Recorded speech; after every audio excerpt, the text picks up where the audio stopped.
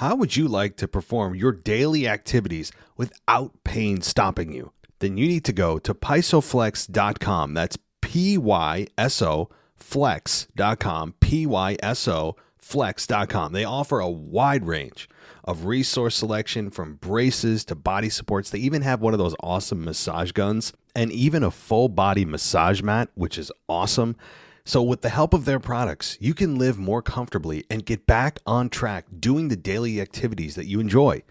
Their company stands by the belief that pain management is a requirement for a person to get back to doing their daily chores. They want to be your provider of products that will give you hope when you're facing challenges such as activity injuries, chronic pain, or an age-related disease. The company's goal is to give a one-of-a-kind selection of high-quality, comfortable brace and support products that ship directly to your home as soon as possible.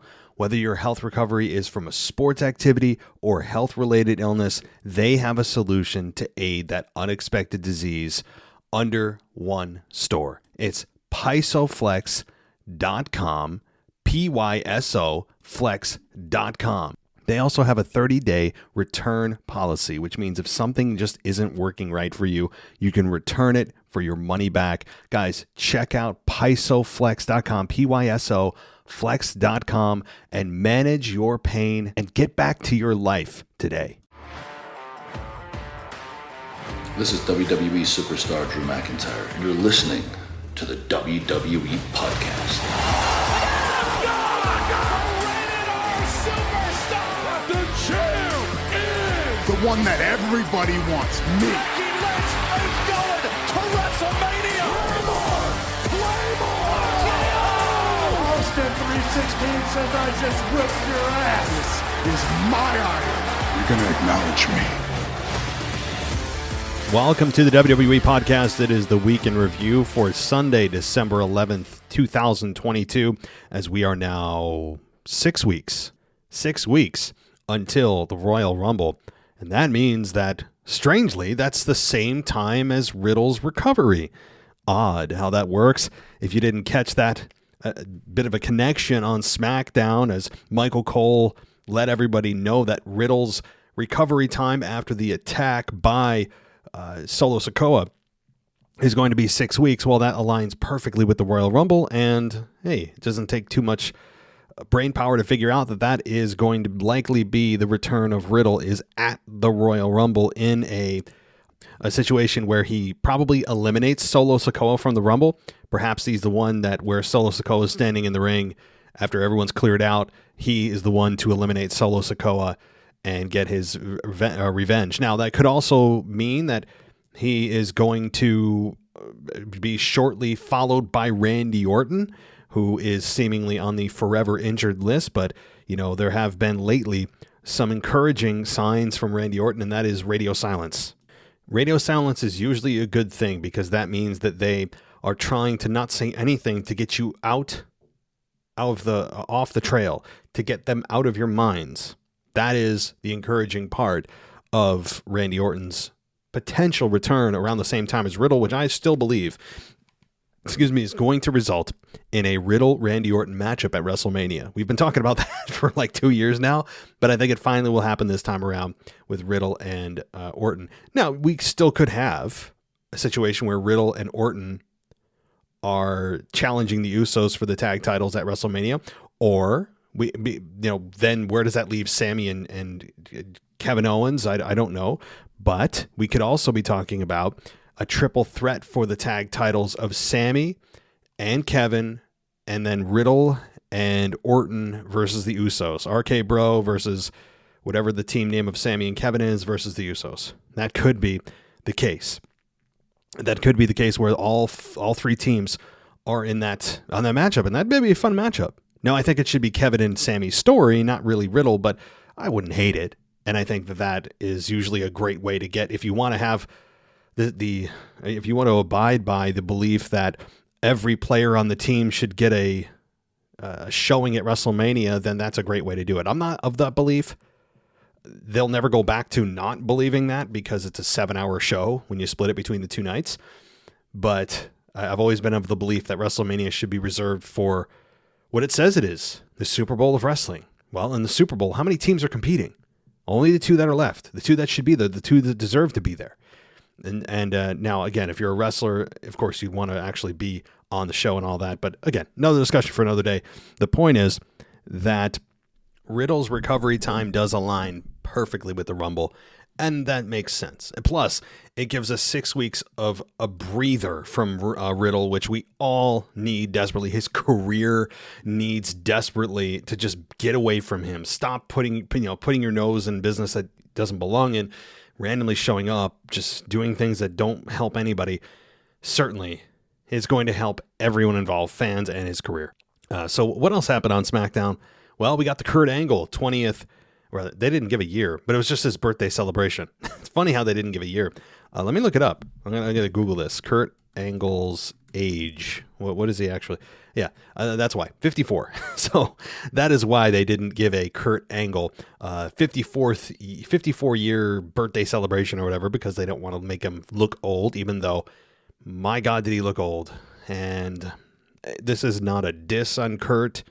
It's just a objective fact that he looks like he is 64, his body anyway. But you know what? With all the things he's put his body through, not just from a physical standpoint, from competing in the Olympics to just burning his body out in pro wrestling with TNA and WWE, but the pain pill addiction. And he's been very vocal about that. There was a whole documentary done on Kurt where his wife talked about it. He talked about it very openly. And, the pain pill addiction does take a toll on your body as well. So, there is that, but there was no getting around the fact that, boy, Kurt's, especially his arms, they look kind of like a old person in shape arm. Does that make sense? Like if your grandfather worked out all the time, that's how it would look.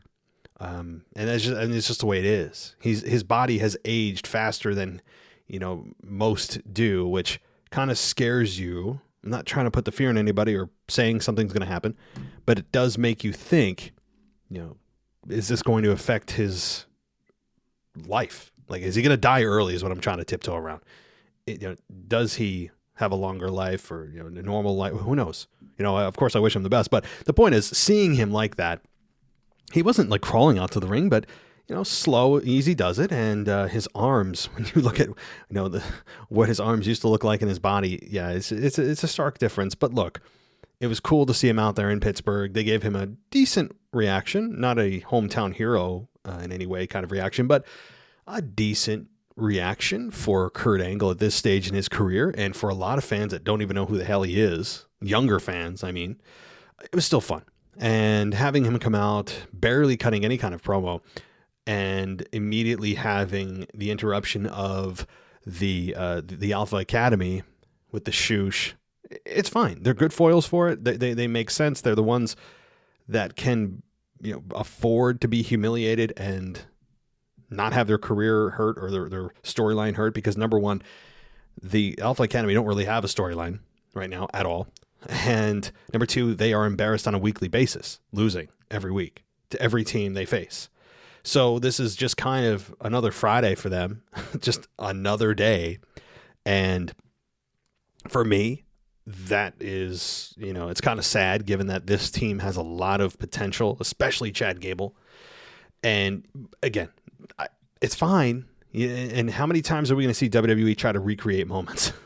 I mean, they can't help themselves, can they? The crowd was like, they were into it. They didn't blow the roof off the place for it, but they were into it. And Kurt sprayed everyone with milk. The most entertaining part of this for me, though, was how many cow and milk references Michael Cole could make. I think I counted 6. I could be wrong. I mean, there should be like a counter or something. There should be somebody should do a video of like every time he says udder or I don't know, some kind of cow reference or moo or something. That there should be like a counter. How anybody ever seen Cinema Sins? The YouTube channel, it's got like tens of millions of subscribers, like Cinema Sins, like that format, if you've seen it. But it was fine. I didn't think that's the best way to end SmackDown, but when you look at the part of the season we're in for wrestling, as I've said, this is not surprising. This is not surprising given the season that we're in until we turn to the new year. Now, that being said, we did get a little bit of an early surprise of December 30th, the announcement of John Cena returning. He's going to be returning to Tampa, Florida. That's the city, and they didn't say why. He's just coming back, which will, I think, be the precursor for his match at WrestleMania, whomever that may be. Now, when you look at the SmackDown roster, who could be the one to actually challenge or start something with John Cena on that day? I'm looking at the roster right now. Braun Strowman, no. Big E, I think he's coming back soon, but no. Drew McIntyre, no. And I'm only giving the realistic ones. I'm not going to give you like Ivar, okay, or Eric, or Giovanni Vinci, right? Like, I'm going with the realistic ones. Karrion Kross, you put them on the realm of possibility. LA Knight, possible. Logan Paul, possible. Ricochet, I'd say no. And I don't see anybody else. Sami Zayn's going in a totally different direction. That's pretty much it. Barring somebody coming from Raw, I'm going with the current roster as it stands in front of me right now. Roman Reigns, no. That program is come and gone. So that's all out. Brock Lesnar, out. So, to me, the candidates are LA Knight, Logan Paul, and I guess Bray Wyatt. No, we've done that. Been there, done that with the Firefly Funhouse match. Yeah, so that's pretty much it, guys. I mean, if I was going to guess, probably Logan Paul. There's been rumors floating around about that, and Logan Paul being the one to say he wants a match with John. But if Logan Paul's still injured, that probably doesn't happen. And if LA Knight's still in a program with Bray Wyatt, that doesn't happen. Karrion Kross, I think, is a nice fit there. So Karrion Kross, LA Knight, and Logan Paul are really the three that I'd look at on the current roster to take out John Cena. Now, you have Gunther, but Gunther's the Intercontinental Champion. You don't want John Cena in an Intercontinental Championship match. It doesn't make sense. I think Braun Strowman and Gunther is probably what's coming at some point, towards WrestleMania. So that's it. That's really the three that I would look at for a possibility of interfering or showing signs of a match with John Cena at WrestleMania starting on December 30th. Now, I have said over the last several weeks that we need to look towards after the new year for when things are going to start. Because after the new year is when usually the first show of the new year is the biggest show. Not the biggest, but it kicks off WrestleMania season. We can start really talking about Rumble, instead of pretending the Rumble doesn't exist right now, which is what WWE is doing. We can actually start going full force into WrestleMania season. So, they started a week early, and so I guess I'm close, but that's really what we should look towards, December 30th. So, if you're looking for something big, Tampa, Florida, get yourself there. John Cena's returning. I can't see him for any other reason returning. What is he going to do? What are they going to do? Just have him come out, cut a promo about, pandering to the fans of how great it's to be back, and you guys give me so much energy and all this kind of stuff. To me, no. There's got to be a purpose. I mean, I don't need to see him talk about Make-A-Wish or, whatever other things he's here to do. I hope it's got to be for WrestleMania. This has got to be it. But one thing I will say, and I'll move on to something that actually happened on SmackDown that I want to talk about. MJF. Okay. I seem to bring him up every single week because he continues to impress me with what he's doing in AEW. Ricky Starks held his own against MJF. People are going crazy over Ricky Starks' promo. And I think under any other circumstances, if it wasn't opposing MJF, I would have been like, that was a really good promo. I wasn't as impressed as most people were with Ricky Starks, at least his promo, okay? And that's because he's going against the master of the mic. So when you raise the bar that high, even if someone is well above average like Ricky Starks on the mic, there's still that big gap in performance. Again, he has been the best so far to counter, MJF. You could argue CM Punk was somewhere in that realm, but there's also talk about him going to WWE. We'll cross that bridge when we get there. But anyway, I wanted to talk about Ricky Starks quickly because I think I was impressed with him on the microphone, but not as impressed as some people were. My whole point about this is 1 year. Start the countdown. 1 year until, hopefully, Triple H doesn't care about how many zeros it takes to get MJF to WWE. And imagine MJF and John Cena going face to face. To me, like, that is, I'm not saying from a wrestling perspective, the match would still be, I think, really good. That's fine. You know, to me, I would pay hundreds of dollars, like $400 or $500 for a ticket to go watch them cut a promo against one another and give it their best shot. You know, they get time, weeks to prepare. Here's what we're doing, guys. You guys are going face to face. Have fun. Imagine that promo. Imagine that. I just, John Cena, arguably the best WWE has ever had, arguably. And MJF, the best that pro wrestling has to offer today on the mic against one another. No holds barred. I mean, give them 15 minutes to just hammer each other. It would be a thing of beauty. It would be better than the CM Punk moment with him when CM Punk returned and all that. It would just, I don't know. I don't know why I'm just so obsessed with that image of MJF and John Cena going face to face to battle in a war of words. So I don't know. Maybe it's just me. All right. So let's talk about things that are happening and not just fantasy land in my mind here. And we didn't get a whole lot from Sami Zayn and the Bloodline this week, which is fine. It's fine. Yeah, I don't need, as good as this storyline is, they're treading water right now. And things don't really progress until Roman Reigns appears every 3 weeks. And this is what's happening next week. I forget what city they're in, but that's really when things move along, is when Roman Reigns appears. And this week, though, was really more of, to me, the biggest of the whole night was, the biggest, beyond the match they had, was Jay and Sami backstage, where Jay said that you've been leveling up every week. And that, you know, next week the tribal chief returns and he thinks it'd be a good idea to clean himself up, meaning get a haircut, trim up your beard, that kind of thing.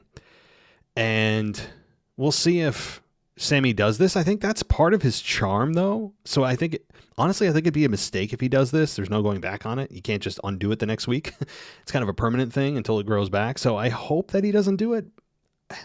I won't hate it, but it's kind of the charm of the mess that Sami Zayn is. It's just the charm of this messy kind of every dude, look. And I don't know. I like his look. It's grown on me from what he was. When you go back and look at Sami Zayn with short hair, it's weird. So anyway, the point of this, though, I think, was that it's going to backfire, where Roman Reigns doesn't like the new look. And Jay told Sami to do this on purpose, knowing that Roman wouldn't like it. So I think that that's what's going to happen next week. Kind of a little dig at Sami as we continue to see little interactions here and there, little things happen here and there that tell you that things are still not all well. But that was the biggest takeaway I got from these two. All right. Let's see, though. We did get the tag team championship match of the Usos versus the Brawling Brutes. Good match. I feel like I say that every time, but it's true. A good match, long match. It really was fine. We got the Usos hitting the 1D on Butch for the 3 count. Sheamus tried to break it up, but Zayn held Sheamus back. Therefore, the Usos retain in the most predictable match of all time. But that's fine. You know, there was barely any build to this as far as video packages or anything. There wasn't. It just wasn't. That's fine. So this hopefully this program with the Brawling Brutes can be put to bed. We'll see. Yeah, I don't know. Eventually they're gonna have to move on to another team, but maybe this gets strung a little bit further until the Rumble. We'll see. But the point of this was the Usos defend twice in 1 week, as they also on Raw defended their tag team championships and retained as expected. And this is fine for me. You know, the Brawling Brutes are a good team. I think they're being overshadowed by how good Sami Zayn has been, and that if Sami Zayn didn't exist, that the Brawling Brutes would be more over than they are, but that's kind of the way the cookie crumbles here. But this was good. I didn't have any issue here. The Bloodline look like a well-oiled machine for now. All right. So Angle also introduced Braun Strowman to Gable Steveson for the first time. Gable Steveson on the screen for the first time in a long time, since WrestleMania, when they mentioned his name 6 times to just get us thinking about him. And it was weird. Braun Strowman was like all buddy, but Gable was a little reserved. It was weird. It was like Braun telling him, hey, when you get back, or hurry up at NXT, and or in the training center, so you can, when you come up here, I can be the first one or something, and you can get these hands. It was like a competitive thing. I don't know. It was kind of bizarre. I don't think Gable Steveson and Braun Strowman are going to be the first matchup. Rather, when Gable comes up, I don't think Gable Steveson and Braun Strowman will be the first matchup he has. I know that it could be leading to something. I don't think it is. Gable Stevenson's not going to be doing squash matches, but Braun Strowman's a big-time guy. Very unlikely you start at that level. But, all right, let's see what else. Knight then presented evidence that Wyatt's alter ego was present when he was attacked over the last few weeks. And I really like LA Knight. He's getting some good heat. He might have gotten the most negative reaction of the night, and that's a positive for him. LA Knight just, so much better than Max Dupree. So much better. And having him come out there and just feeling so confident on the microphone, if you've never seen him before, you would feel like he's been doing this for decades. He's just so kind of just smooth on the microphone, confident in his character. But the message here was that he knows Bray Wyatt's behind this. And every time that he's attacked, there's the masked figure. And Knight went, backstage looking for Wyatt, and in his locker room, the lights went off and the mask appeared, and presumably he was attacked again. I have to say, just like last week, I like LA Knight's performance. I like this pairing with Bray Wyatt and LA Knight, even though it's kind of just a temporary thing where Bray is going to move on to bigger things. This is really good to establish LA Knight, and I hope this continues as long as possible for his career, for LA Knight's career. I will say, though, I'm getting kind of impatiently bored, if that's a possible thing, with the Bray Wyatt story here. It's been essentially no movement for the last, 2 months since he returned? He returned. People went crazy. We all did. And there's been almost no movement at all since he returned. Nearly nothing. Okay, we introduced Uncle Howdy, but we still don't know who that is. So, that's it. He's had no matches to date. He's revealed nothing. He still talks in riddles, which some of you love, some of you do, and it's great. And he's still interesting. I'm not crapping on Bray Wyatt. I'm impatiently bored. And I guess the best way for me to flesh that, I mean by that is, this reveal of whoever Uncle Howdy is we need to turn the page. Okay, the anticipation can only build for so long before fans lose interest, and I think we're at that point. So that's my bored part. The impatient part. The bored part is, do I even really care at this point? Do you even really care at this point who this is? I mean, how big of a reveal could it be outside of the 3 that we think it is?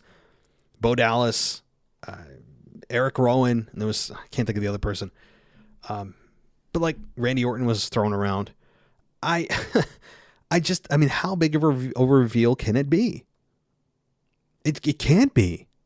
So whoever it is, Eric Rowan or Bo Dallas, then let's just get to it. Move to the next chapter. We're ready. And you can hear it too. When Bray Wyatt appears, people aren't going bonkers. Last week when he was on the show and cut a promo, people were like, we still like him. Positive reaction, but it's faded. And it's fading kind of quick now where fans are just ready. We've been reading the same 2 pages of this story for the last 8 weeks. That's the problem. Unless anyone's going to sit and do a complete analysis and do it a study a scientific study that they're going to publish on going through every promo he has to dig out the nuggets and things that he's trying to say for real. The casual fan ain't going to pay attention to that. They're just going to say, okay, can you just be concise? What are you really saying? So I don't know. I'm just impatiently bored with this. I think maybe it'll be a great payoff. This is just going way too slow for my take at this point. I'm a slow burn guy in general, but when I'm being shown essentially the same thing for 8 weeks, it's enough for me. I'm done. I'm just like, let's go. We're in first gear. Let's at least get to second gear. All right. Rousey and Shayna Baszler then played coy when they were accused of injuring Shotzi's arm in the parking lot as a promo was going on earlier that night. And they were confronted by Liv Morgan and Tegan Nox. And they said that, you've done this to, Raquel Rodriguez and, Tegan Nox or Shotzi and some other, I forget who else they injured.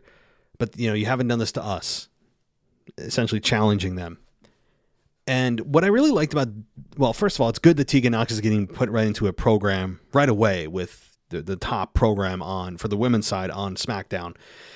Is Ronda Rousey still incredibly boring as a champion? Yes, she is. She is incredibly boring.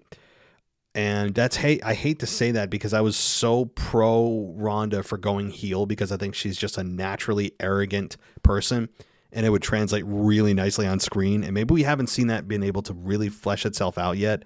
We've only seen hints of it. And she's being buried in this kind of, not buried, but kind of having to share the spotlight with Ronda or Shayna. But the good thing about this is for Tegan, number one, she's put into a very relevant program right off the bat. Number two, the video package that WWE produced for Tegan Nox, they didn't have to do. They could have just used Michael Cole to tell us a little bit of history about it for the people at home. They didn't do that. They took the time to put together a few minutes for Tegan Nox because I didn't know some of those things. As somebody that doesn't watch NXT like some of you do, I think it's very important to see something like that.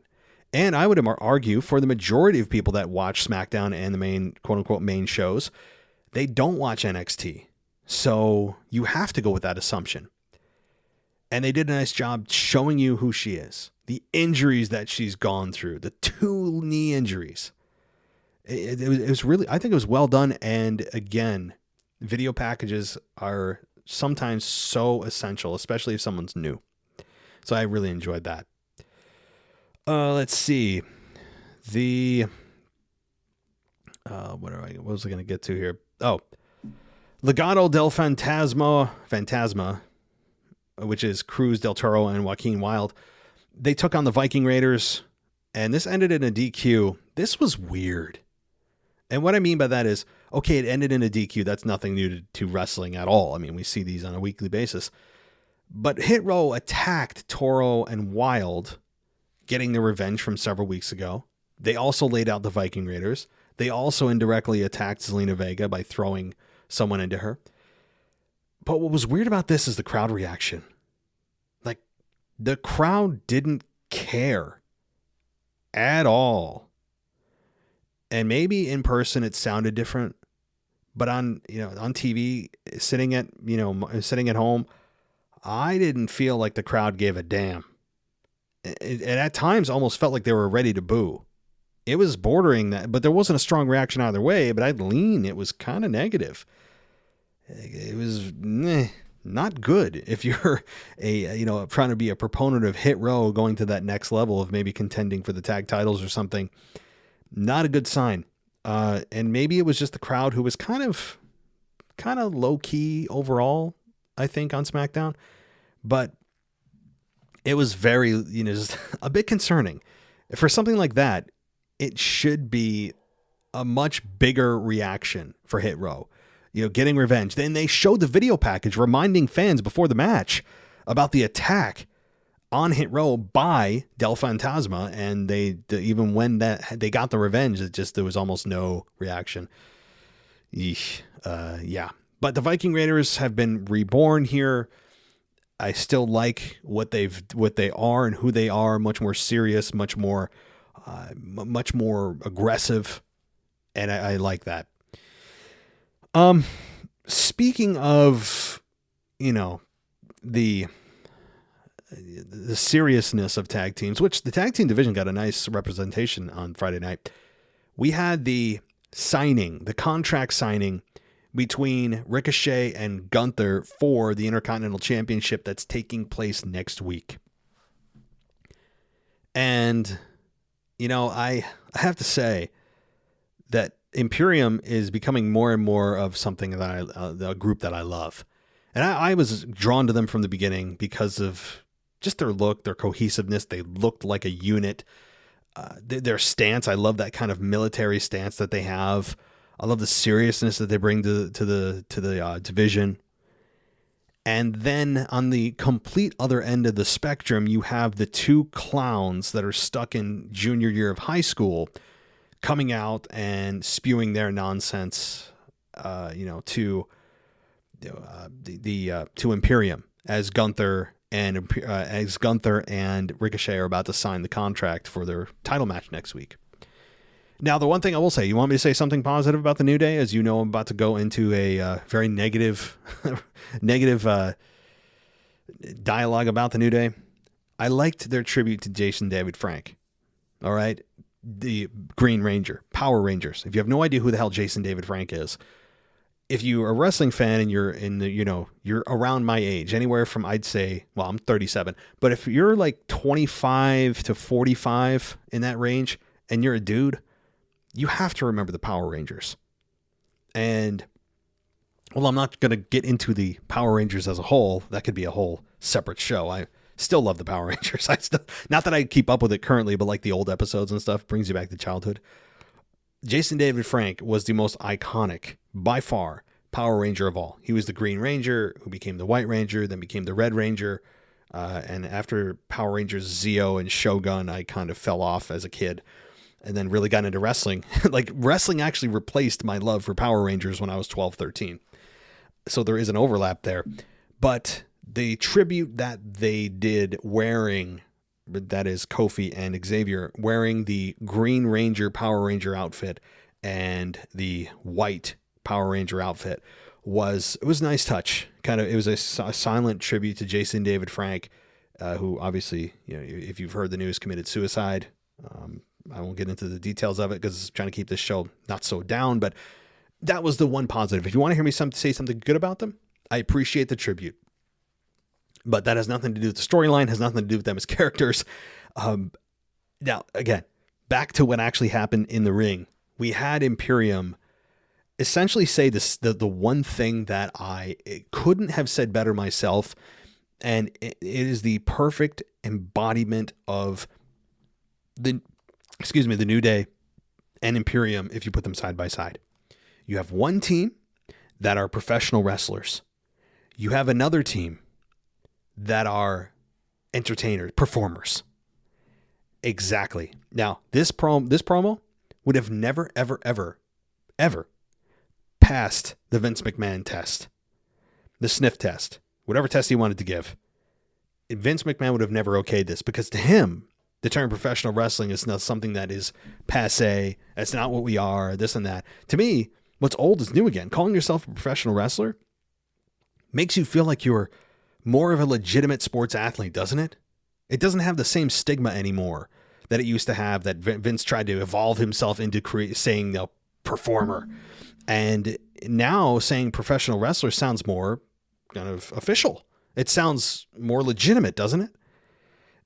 So kind of things are being reversed. And with Triple H in charge, that with Vince still there, it would have never happened. I'm sure Vince was just cringing, just grinding his teeth hearing the words professional wrestling.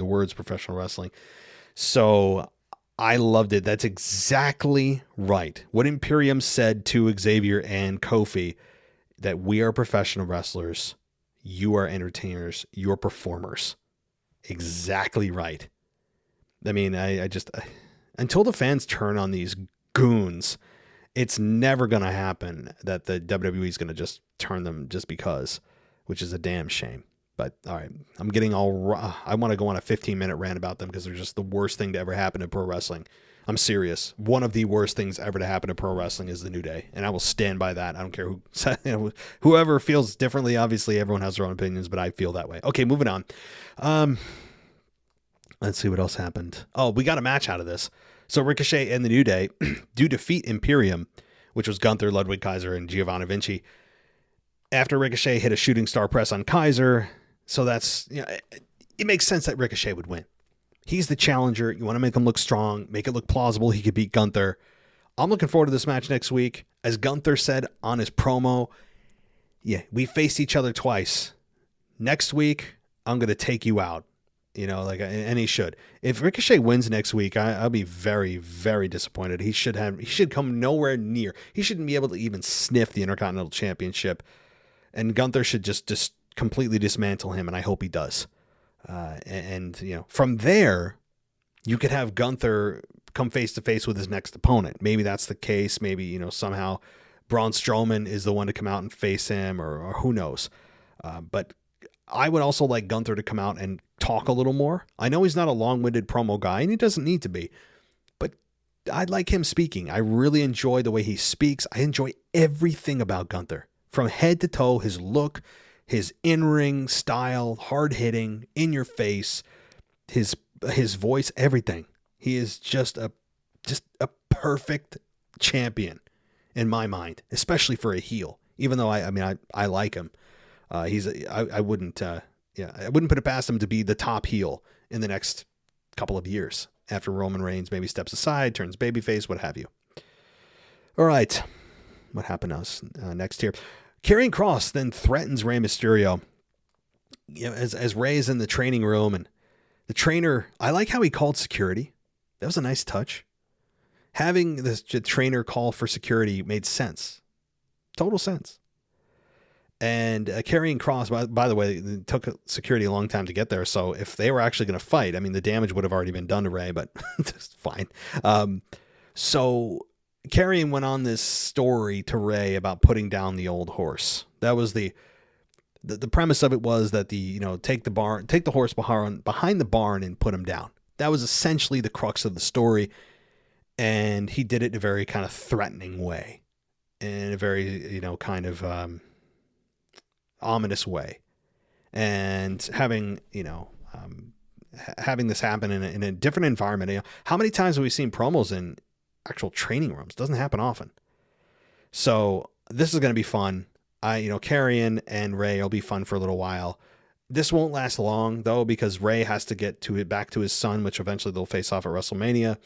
And, we'll see if Karrion Kross ends up getting involved with John Cena or something else. But I enjoy this all overall. I like Karrion Kross. I like his demeanor. I like his promo. I liked his look this week too. All right. Let's see. I didn't talk about the match between Liv Morgan and Nox versus Ronda and Baszler. So this ended in Raquel Rodriguez distracting Rousey in the final moments. And Nox hit a Shining Wizard on Baszler, and then Liv Morgan got the cover for the victory. So this was, having Ronda Rousey on a losing team doesn't hurt Ronda. She wasn't involved in the decision. Raquel Rodriguez continuing to come out and, stick her nose in the business of Ronda and Shayna makes sense, given that they broke her elbow several weeks back. And Raquel Rodriguez, seeing her out there, even though she's quote unquote injured, is fun. It shows you that she's not being erased from the minds of fans. And she's going to be a big star over the next couple of years, I think, for the women's division. She doesn't have the typical look of of a successful woman in WWE. Like, she's got a very unique body, very, very strong. She is all natural in every way, if you know what I mean. And I think that's a positive. And I think that she's got a bright future. Raquel Rodriguez, once she finds her promo, which is going to take time, her in-ring seems just fine. I think her promo is where the work needs to come, and I think it will. But I think Raquel Rodriguez is going to be a big-time player over the next couple of years in WWE. All right. What else? I did talk about the ending here with Gable and Otis being completely soaked in milk with Stevenson there. Yeah, again, it's just kind of a fun homage. WWE loves to recreate their moments that can never be recreated. That's just what they do. All right, let me look at my notes. I wrote some notes kind of feverishly throughout SmackDown. Let's see here. Gable's... the back to basics. We got another video from Lacey Evans. She's in this presumed boot camp or something. To me, it was another back to basics in full makeup with Lacey Evans. I mean, like, I know that she knows and WWE knows this is going to be a video played worldwide, so she wants to look her best. But if you're in boot camp and you're trudging through the mud and stuff, I'm fairly sure that the Marines don't allow makeup for women in the Marines. I'm pretty sure that's not a thing. Like, when you're in boot camp, I would venture to guess that the drill instructors don't come into your room and help you put on your mascara and your eyeliner and, make sure that you're looking your best. So, I don't know. I'm poking fun. I'm not ranting about it. It's funny how she's always like in full makeup when she's doing this. But the premise of this was that she, is back to basics, and then she's just bringing, back to herself, back to her core, back to who she is as a Marine. They're really playing on this military thing heavily. And what's funny is I feel like we've seen the amount of minutes that she's been in vignettes, in promos over the last couple of years, I think has outpaced the actual in-ring minutes she's had. Like, I feel like I've seen Lacey Evans in more videos and promos than actually in-ring. That's concerning, because it feels like they just don't know where to go. Her character hasn't yet caught on, and maybe this was what will. And like, maybe it does. I'm hopeful for Lacey Evans. The women's division does need a little bit of a kick in the butt right now. So for Lacey Evans, I hope this works, whatever this version of her is. It's back to basics. I don't know if she's going to come out in full military. Like, is she going to come out in like camo spandex? Like, I don't know. Is her theme song going to be the national anthem? I don't know. But it feels like we're getting a more kind of babyface version of Lacey Evans as this kind of kick-ass warrior mom, right? Boss-ass, you know what? I'm almost cursing here. The kind of boss lady. Hashtag queen. Oh, you dropped your crown. Okay, I'm going on a rant here. But that's the version of her that we're going to get. So, the one thing that I also didn't mention was the number one dad, that the card that Kurt Angle received in his birthday, the number one dad, the card that he got. And who was it that gave it to him? Jason Jordan. Because don't forget, he's his son. That happened back in 2017. I was like, wait, what is this? So that was hilarious. I mean, where did they pull that out of? Having Jason Jordan, maybe he's actually, I don't know what's going on there, but something from 5 years ago.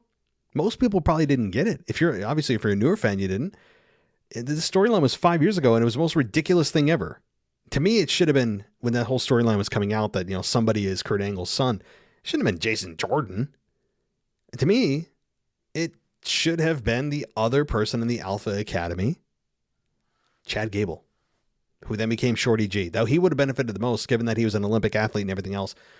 But Jason Jordan was revealed as the quote-unquote son of Kurt Angle, and he gave him the number one dad card. Hilarious. That was a nice little kind of poke at that story. So I enjoyed that. All right, let's quickly run through Monday Night Raw, as we saw two women's triple threat matches to determine who's going to face one another this week, and the winner of that will face Bianca Belair for the Raw Women's Championship.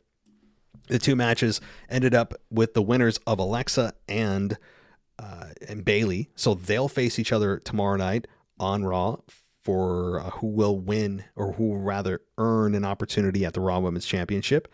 I would argue that Bayley is probably going to be the one to win that, because just because of the babyface heel dynamic, which is traditional. But you could also, make the argument that Alexa Bliss would win this and then go on to Bianca Belair and have a respectful match where she ends up losing because, which may not be a bad idea, because of the interference of Bray, or she has a breakdown or something happens where there's a revelation of Bray Wyatt and she's being brought back into that headspace. And maybe that's actually the case, as I'm convincing myself now, because don't forget, Becky and Bayley have something going on right now.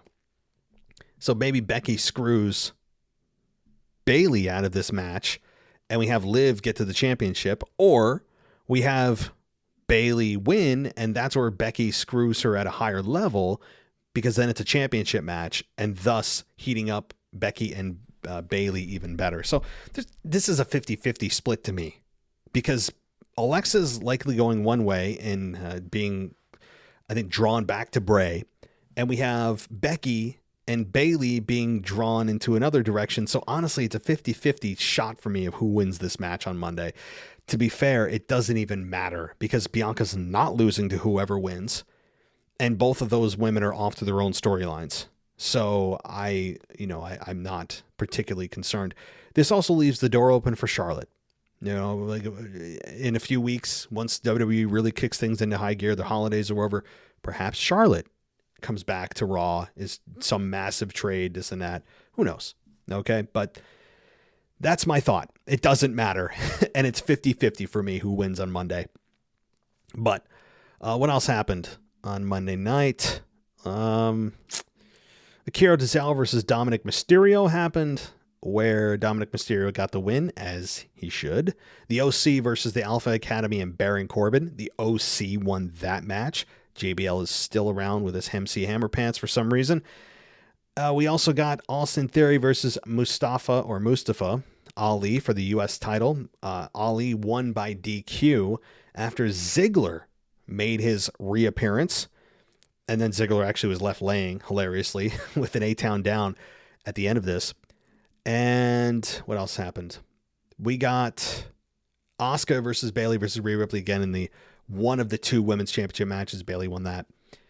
We got the Usos versus Matt Riddle and Kevin Owens for the Undisputed Tag titles. This ended with the Usos winning, obviously, but the biggest revelation from this, the biggest development from this story, wasn't the outcome or even the match quality, which were both good and made sense. It was the quote-unquote injury to Riddle after we had Solo Sikoa put the chair around the neck of Riddle and then try to break it and bring back the Samoan spike. Both of those things, I think, were the biggest takeaways from this match. It wasn't who won or lost. It was Solo Sikoa taking out Riddle, bringing back the Samoan spike. I hope he continues at that. Which, again, as I said, opening this show, coming full circle, that Riddle will enter the Rumble, likely eliminate Solo Sikoa, and they're off to the races in their own program, maybe culminating at Elimination Chamber, or who knows. And then Randy Orton should follow suit shortly thereafter. Maybe they gang up on Riddle again on SmackDown or something, and bam, Randy Orton comes out to make the save. Because Randy Orton has unfinished business too with the Bloodline, as he was taken out in storyline by them. He hasn't been seen since May. It's been like 7 months. It's crazy. So Randy Orton certainly is going to be a big player, I hope, down the stretch.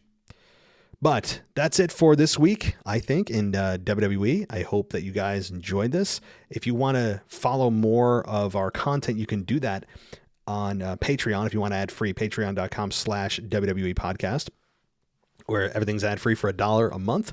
Or if you want video as well, you can go to the SmackDown tier. And you can also follow us on Apple Podcasts for 99 cents a month, or $10 a year. That's 2 months for free, where you can get everything ad-free directly through the Apple Podcast app. I hope you join us there. You can give us a 5-star rating and review. That also helps. And for those that are looking for TikToks, hey, we have TikTok as well if you want to follow us there. And I hope you guys enjoyed this. Tomorrow I'll be back with Anthony DeMarco as we go over the current state of WWE. Certainly a lot to talk about as we crawl. It feels like we're crawling, not sprinting, towards the Royal Rumble. So thank you, everybody, for listening. I enjoyed this. I hope you guys did too. Take care, and I'll talk to you next time. How would you like to perform your daily activities without pain stopping you? Then you need to go to pysoflex.com. That's P-Y-S-O flex.com, P-Y-S-O flex.com. They offer a wide range of resource selection from braces to body supports. They even have one of those awesome massage guns and even a full body massage mat, which is awesome. So with the help of their products, you can live more comfortably and get back on track doing the daily activities that you enjoy. Their company stands by the belief that pain management is a requirement for a person to get back to doing their daily chores. They want to be your provider of products that will give you hope when you're facing challenges such as activity injuries, chronic pain, or an age-related disease. The company's goal is to give a one-of-a-kind selection of high-quality, comfortable brace and support products that ship directly to your home as soon as possible. Whether your health recovery is from a sports activity or health-related illness, they have a solution to aid that unexpected disease under one store. It's pysoflex.com, P-Y-S-O flex.com. They also have a 30-day return policy, which means if something just isn't working right for you, you can return it for your money back. Guys, check out pysoflex.com, P-Y-S-O flex.com, and manage your pain and get back to your life today. Thanks for listening to the WWE Podcast. Don't forget to subscribe on your favorite podcast app so you don't miss a show, or head to WWEpodcast.com. And for all of these shows ad-free, head over to patreon.com/WWE Podcast. Until then, we'll see you next time.